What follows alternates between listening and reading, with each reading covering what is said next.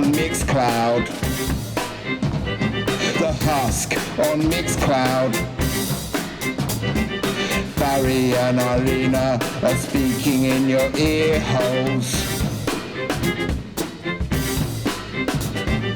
Playing a bit of music, having a bit of chat and that.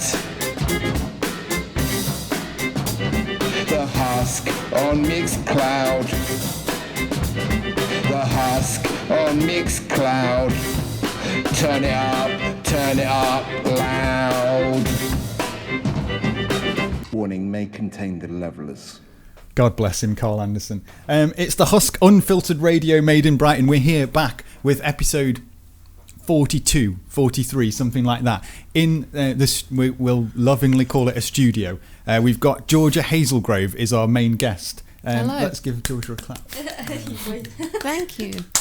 We've got a Renner here. We're in the front room of our new Husk Towers. We haven't made a show in a long time. Maybe we can talk about why that is in a minute. Georgia, my God, welcome to the show. How are you doing? You. I'm good, thanks. Yeah.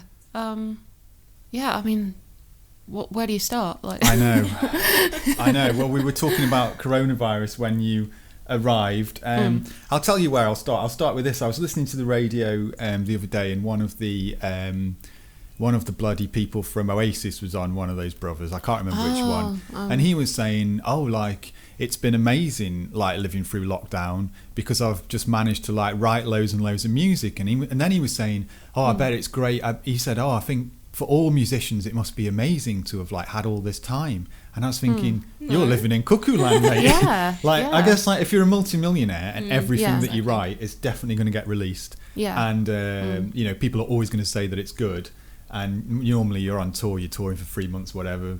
You got loads of social engagements. Maybe it is great to have a year off, but for me, creatively, it's been bloody awful. What about for you? Yeah, no, totally the same, because there's not been a whole lot of stimulation, so you don't have anything to write about other than the fact that you're not doing much, which doesn't really make for a good song on the whole. Like, most songs are about doing things, so this is quite unprecedented in that no one can do anything, so no one can say much. So exactly, yeah, I couldn't agree more. Like, I had a lot of my songs are about when I'm a bit angry about something, and life's just been so flat. Like, I've never been, nothing's been exciting, nothing's been depressing. It's just been, not so much now, but during the lockdowns, it's just like just a constant thing. I guess you could write a song about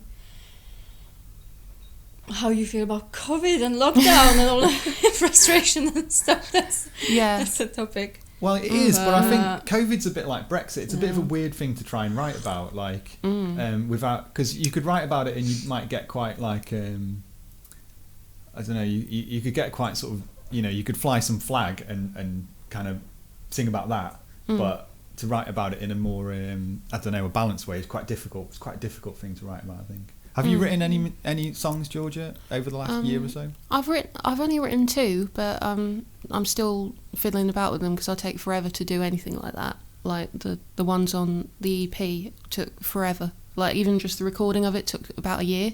Yeah. So, for 4 songs, which is ridiculous. Well, shall we hear something from your EP? Yeah, I'd like to play, if it's okay, I want to play the opening track. Yeah, I've forgotten what that is. Well, can you pronounce it for me? It's Persephone? Oh, Persephone. Persephone, yeah. What does that mean? Do you know this word, Ranko? Is it from mythology? Yeah. From what? Greek mythology. Oh, right. Yeah, it's just a very pretentious title, but you can have pretentious titles, can't you? Yeah, yeah, basically it's a character in Greek mythology called Persephone, and she's the queen of the underworld, of basically the afterlife, but she's also a goddess of spring and summer, so it's like dark, light, happy, sad kind of thing. So okay, nice. I thought that was a nice thing to call it. I wanted to write the whole EP about Persephone, and I was like, no, that isn't going to fly. I don't have enough to say about her, but I've got a song about her, so. Cool. Okay. Well, we'll play it, and then we'll talk a little bit about the EP and how you did it and all that kind of stuff. Cool. Let's Exciting. have a listen. Great. Avenue. If I start from the song from the beginning, yeah, it's going to be more enjoyable. Every night he'd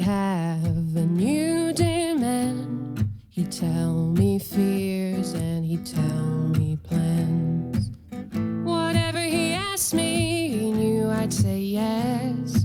We didn't choose life, but we chose death.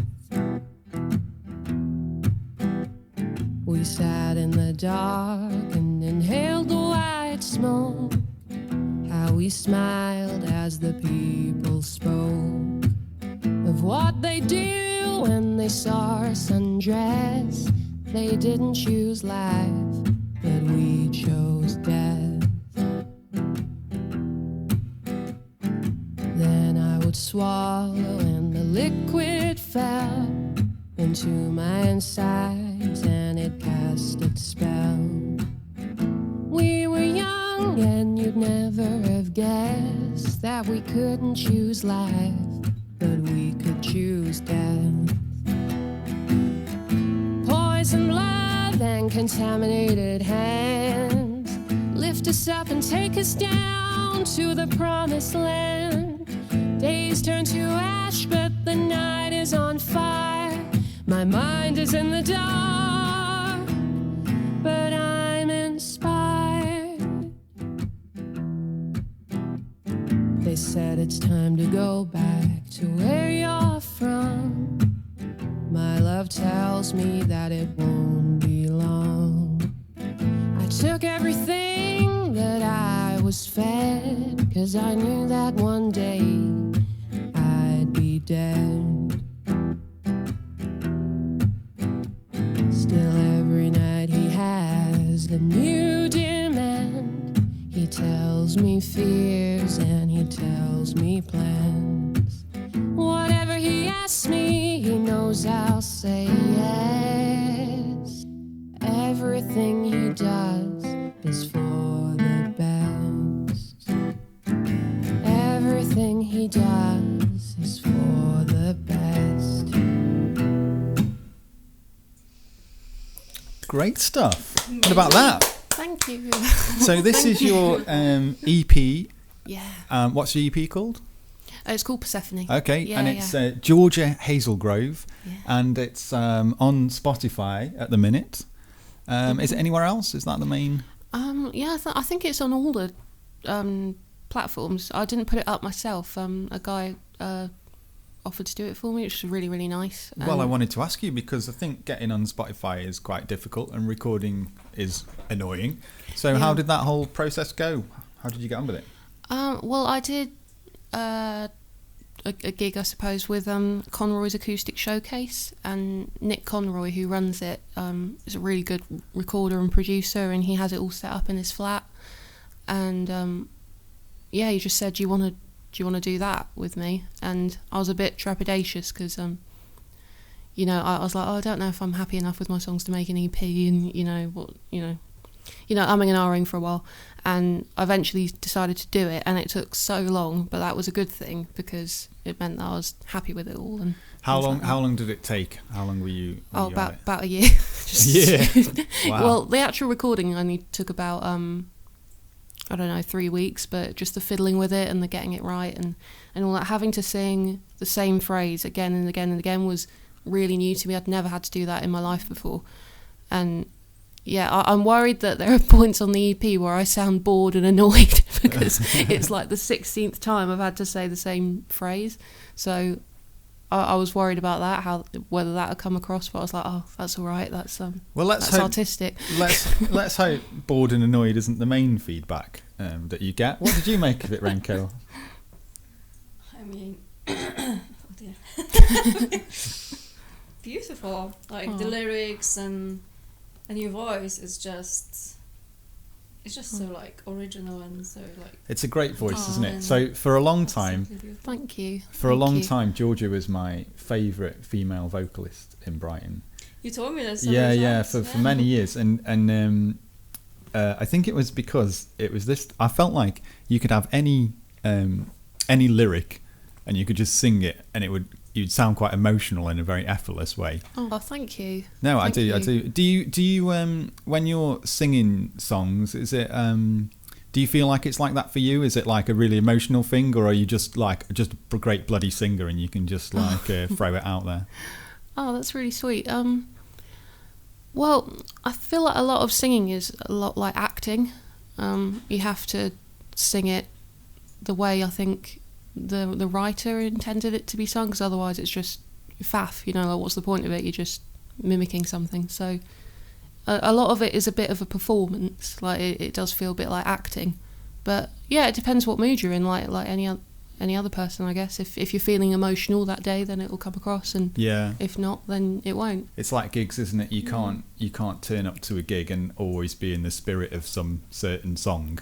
You know, I feel when I go and watch like maybe some really heavy bands and they've been on tour for 3 months and they're doing a really angry song, and I'm just thinking, you might not even be that angry today. Yeah, exactly. But you've got to go on there and you better be angry and do this angry song. Like, so it is. Maybe it's fair to, in some way. Well, that's really cool. Now, can we have are you going to play us a song live in? We can't call this Husk Towers. What can we call this venue? Paco Towers. Husk, Yeah. No. It's not really towers is the thing. It's not really towery. Anyway, what song are you going to play for us live? Live. I thought I'd do a cover if that's all right. Absolutely. Because over lockdown, I learnt about 1 million Lana Del Rey songs. Because I absolutely love her. I think she's great. I mean, she's quite a polarising figure. A lot of people don't. Can we talk about this? Because I think so. Lana Del Rey, she's said some fairly, like, I suppose, controversial things. Yeah. Do you know about those sorts of things? Have you got an opinion on them? Yeah, I thought they were a bit short-sighted and a little bit misjudged, to say the least. But I'm a little bit wary of judging people whose it's not their job to be politically correct or say the right things. Like, so we shouldn't really expect it in the same way as we perhaps should with politicians and, you know, like other public figures, because at the end of the day, it's their job to sing a song. Yeah. So she, I think, I don't know much about it, but I think she sort of described herself as not a feminist or something like this, right? Is this the main thing that she's been talking about? I don't really know too much about it. Yeah, that's quite an old one. Yeah, she said, "Oh, I'm not a feminist." So I was thinking, "Oh, all right, okay, that's helpful." But she's since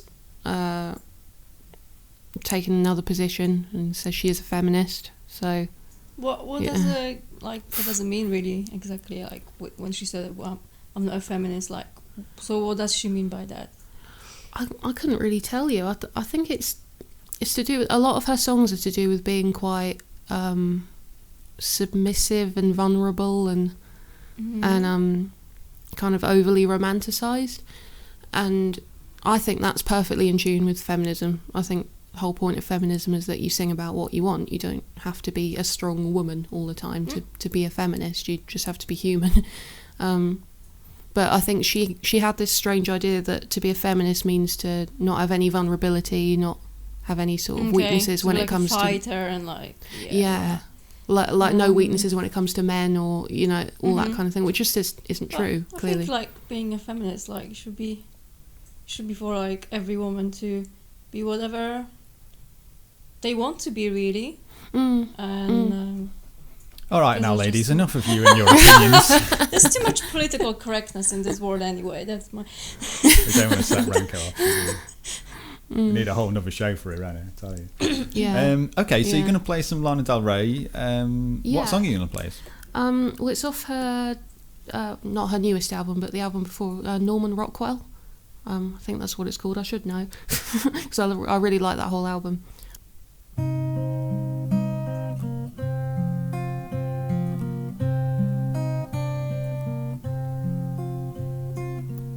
All the ladies of the canyon wearing black for their house parties. Crosby, Stills, and Nash is playing.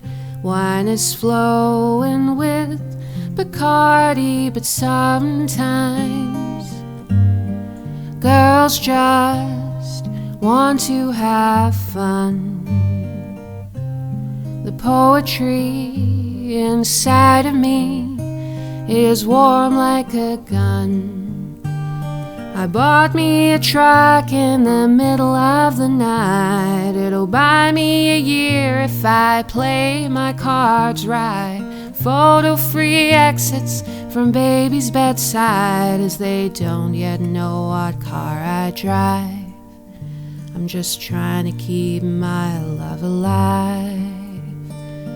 With my bartender, hold me all night.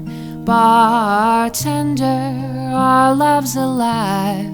Baby, remember, I'm not drinking wine, but that cherry coke you serve is fine, and our love's sweet enough on the vine.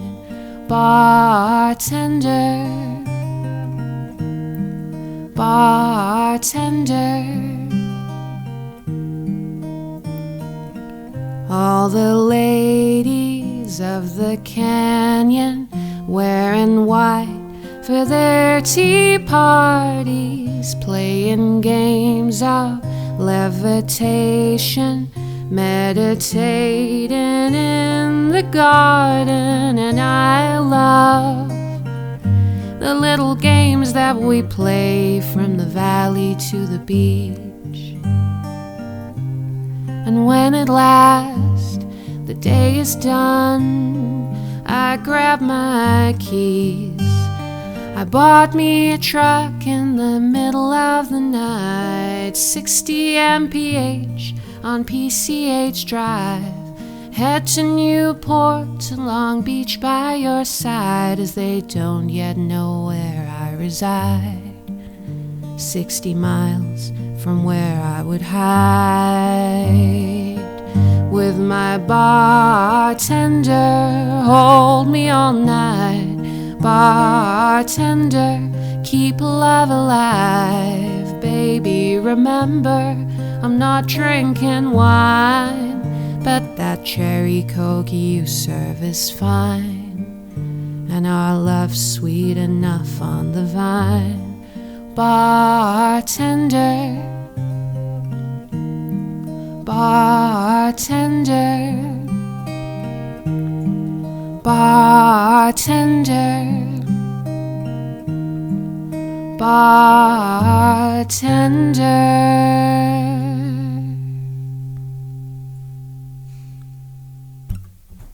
Beautiful, Georgia. Thank you. Amazing. Oh, thank you. Didn't know that song. I don't know much about Lana Del Rey, but I did try recently to sort of get into her a little bit more, because I always liked that popular song she did, the video games, whatever it was. Oh yeah, that's a nice one. Yeah, I like thought that was one. quite cool. Yeah. And then she was controversial, so I thought, well, I better have more of a listen. I don't know. Georgia, tell us what's happening now. Have you got any gigs lined up? Have you got any? Yeah, I've been quite busy, but I've sort of used them all up now. Hopefully, I'll have some more coming. But I played at a festival the other week. So nice. The other week it was on Saturday. It's on Saturday, yeah. It's called We Are Not a Festival, ironically, and it's like this really small, hippie kind of cute event in near Rockfield, and that's really nice. Yeah, lots of face painting and swirling around. Lovely. People dancing, like like they did in the 60s. But that was really nice. There were a load of kids there, and they really liked me. They seemed to like me more than the adults. It was really interesting, because they were like crowded round the stage when I was singing Nothing Compares to You. I felt like Jesus. It was great. It was just like, oh, children. That's a massive compliment, because kids are really honest and more honest than adults. So no, I felt brilliant about that. It was great. It's something about that song, because I played that in London at a place called Gabriel's Wharf. I played Nothing Compares to You, and a little girl was just transfixed by it. Just stood in front of me the whole time. And when I'd finished and I was sort of hanging around, she came up to me, and she just sort of like grabbed my hand and like wanted to drag me off with her and her mum and dad. It was really funny. her mummy. Yeah. Like, you come with us now.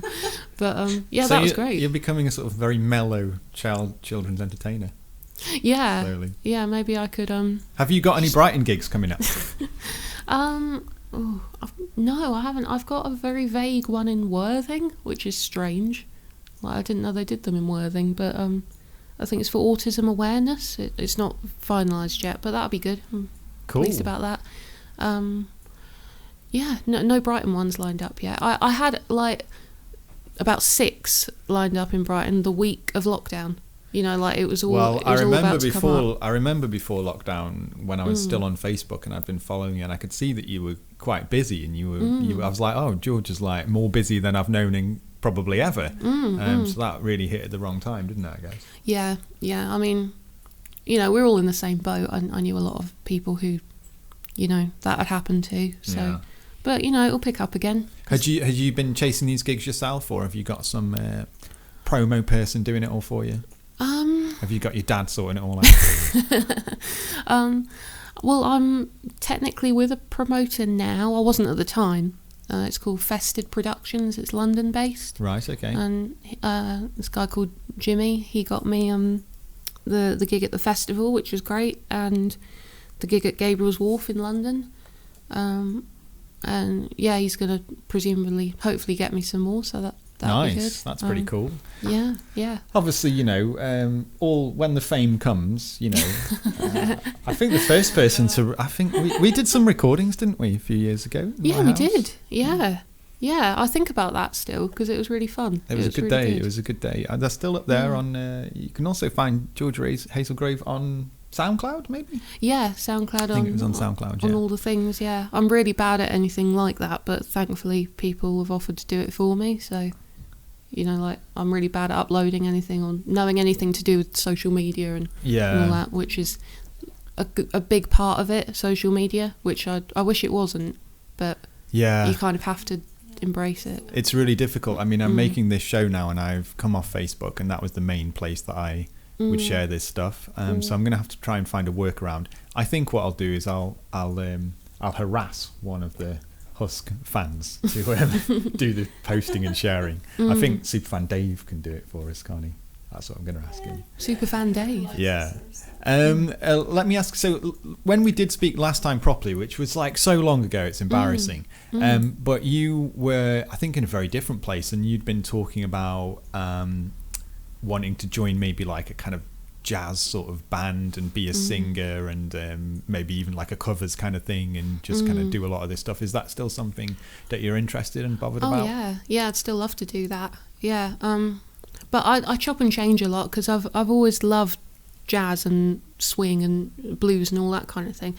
But I'm also really into like 60s music, 70s music, 70s funk and soul I really love, and I really like the Eagles and Bob Dylan and, you know, everything. So I'm just happy to do anything really, anything musical. So if there was a local band here in Brighton that was sort of on the lookout for a singer that were doing something in these genres, you might be interested. Is that what you...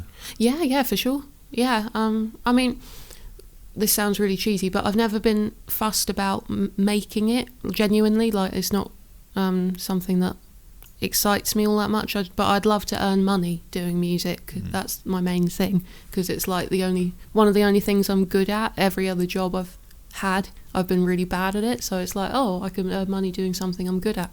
So well, I think, I mean, like obviously, you know, the creative thing is to make money out of kind of original stuff requires a lot of luck, right? It requires more than skill. For sure. But you know, I think if you were with your voice, if you were in you know, a band doing covers and doing that stuff, I totally think that's the kind of stuff that people pay for, right? People pay for that kind of stuff. Totally. Yeah. Oh, well, hopefully. Yeah. I mean, pre-lockdown, I was really looking into joining agencies that kind of hire you out for weddings and dues and just events and things like that, because I'd be well happy doing that. But you must keep up the solo original songwriting stuff. Now let's play another track from your EP. Which one would you like us to play? The other one I liked was, well, I liked them all, but I liked Rid of Me. That was quite a cool one. But which one would you like me to play? Yeah, that's a good one. That's quite short as well, so it's well, yeah, the other ones are a bit they're long. all quite short, Georgia. you can't. Your longest song is 3 minutes 31. Is it? Yeah. Oh, I thought they were way longer than that. No. I've not listened to it in so long. You're right though, because Rid of Me is only 2 minutes. Pick another one. Which one do you want? We've got Make Me Sigh or Tear Me Down. Which one do you want? Make Me Sigh tends to go down better, I think. Let's go with that. Right, this is the second track from the EP. Check it out on Spotify. Georgia Hazelgrove. Here we go. Let's have a listen. Long night this night? Does the dark set you free? If I get out my head, make my lips red, fix my hair, then I'll no longer be me. 'Cause I can always stay where I know my way. How do I know your intentions are good? Are you just a man with a plan? Or will you love me like you should?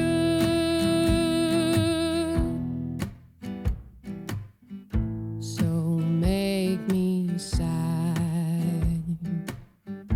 Don't make me cry. Don't make me try. I just wanna feel high.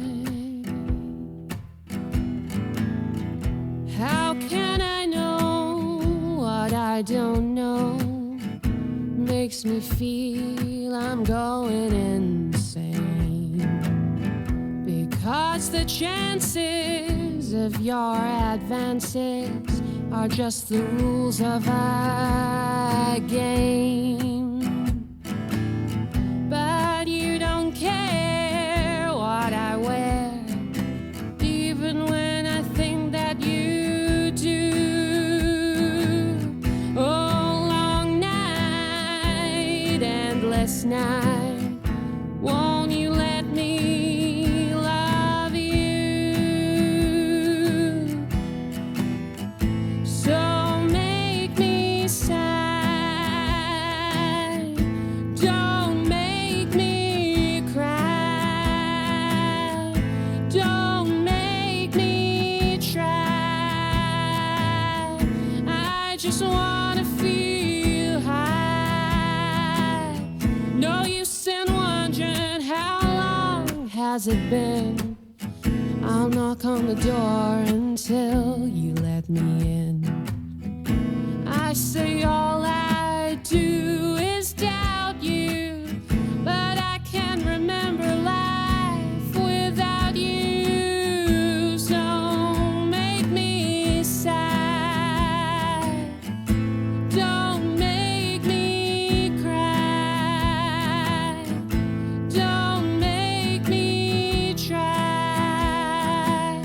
I just wanna feel. I just wanna feel. I just wanna feel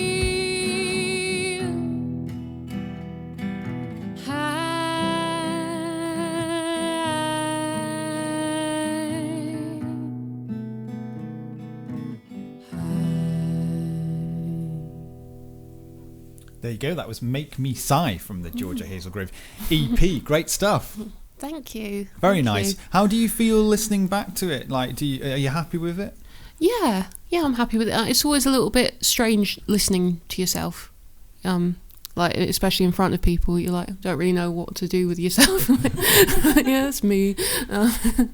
But yeah, it's I'm happy with the songs, and I tried really hard with them, and I tried to make them all cohesive, so they told a bit of a story. And It's a very stripped down sound. Is that deliberate, or would you have liked to have sort of other musicians on there if you had the option? Yeah, I would have liked more musicians, I think. But the guy who produced it, Nick Conroy, said, I think it's best to just keep it as simple as you can. So that's just you. Like what they hear there is basically what people will hear if they see me live. So, which is quite a good point, I thought, because it's quite genuine. That is how I sound. So yeah, it's a weird one. I don't know if you remember Mim from Open Mic, who she's moving. Ukulele lady. Yeah. Well, she probably wouldn't like that description. But sorry. sorry. But she's kind of gone the other way. We're going to get her on the show, hopefully. Nice. She's done an EP, and some guy helped her out and just laid loads of music on it, and it does sound very, very amazing. I mean, it's really incredible. Yeah. But it is very different to what it would be if you just sort of rocked up and caught her, doing an acoustic gig with a guitar. Yeah. Yeah, of course. Yeah, I don't know. It's both things. Look, would you like to hear Irena do an English accent? Yeah. What? She can do. Oh, listen to this. Listen to this. Again. Have you enjoyed the show, Barry?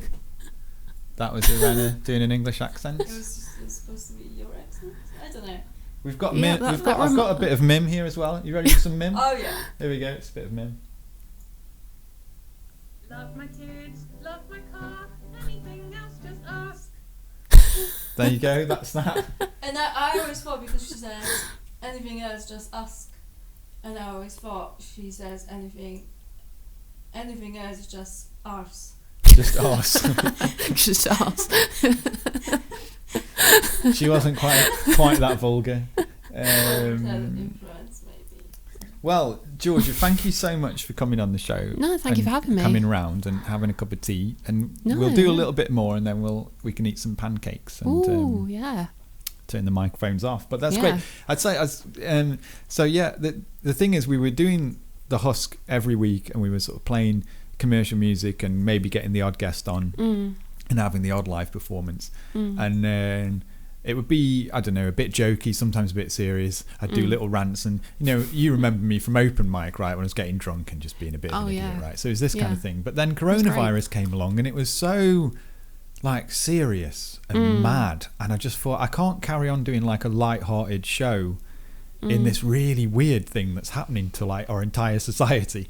And then I thought maybe I need to do something really serious, and then I did try and make some serious stuff, but I never put it out because it was just like I don't actually have the if you're doing serious stuff, you need a lot of time, right? And you need to do loads of research, and you really need to be much more grounded. And I was like, I can't. I'm just doing this as a bit of a laugh. Like I can't. Yeah. And then I was like, what am I going to do? And then I thought, I'm just going to get all of the musicians that I know on one by one, week by week, and we're just going to go through them.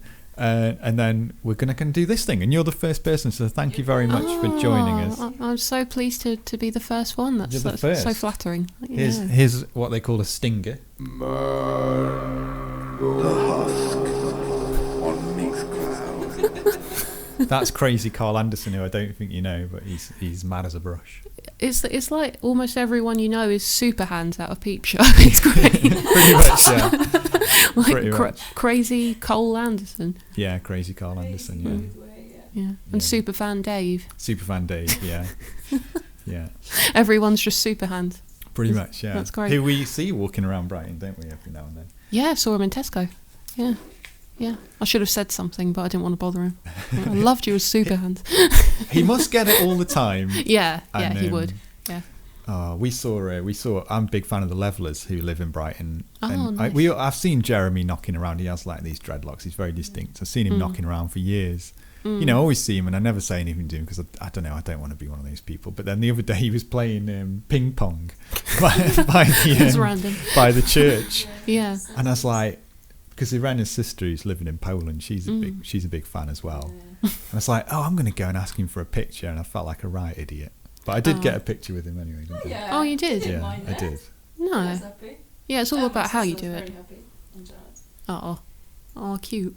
Wow. But then I was thinking the guy he was playing ping pong with might have also been in the Levelers, but I just didn't know who he was. I'm a big fan of you.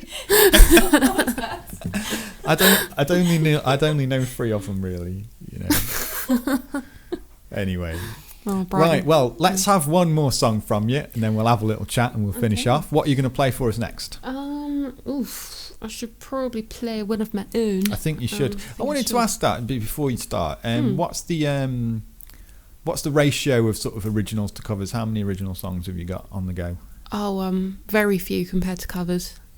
Yeah, I find it more relaxing to play covers. I find it more fun because you're not responsible for it in the same way. But yeah, no, I do like playing my own songs. It's a totally different thing, basically.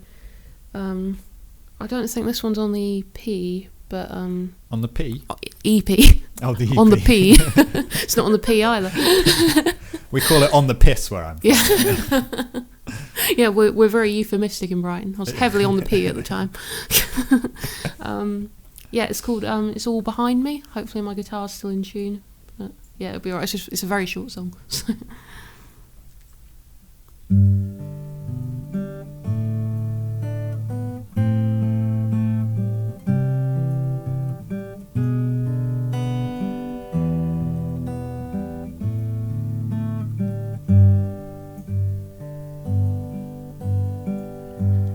sit with you in the nighttime air.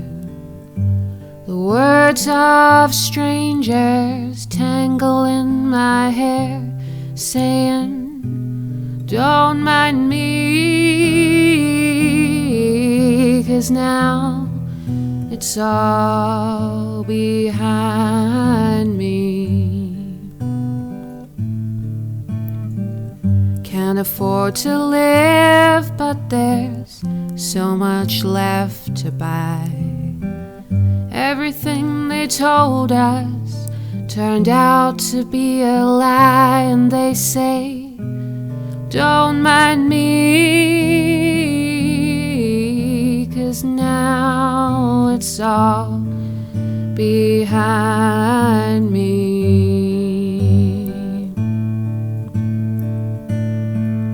It'll be alright, it'll be alright, yeah, it's alright.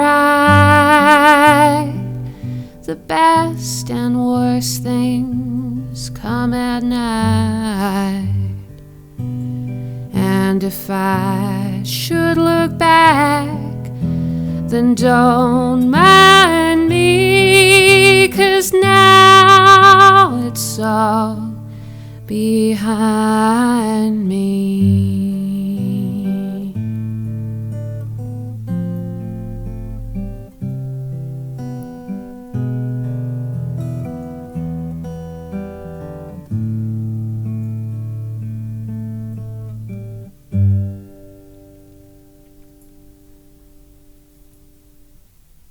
Amazing. Oh, thank you. Very good.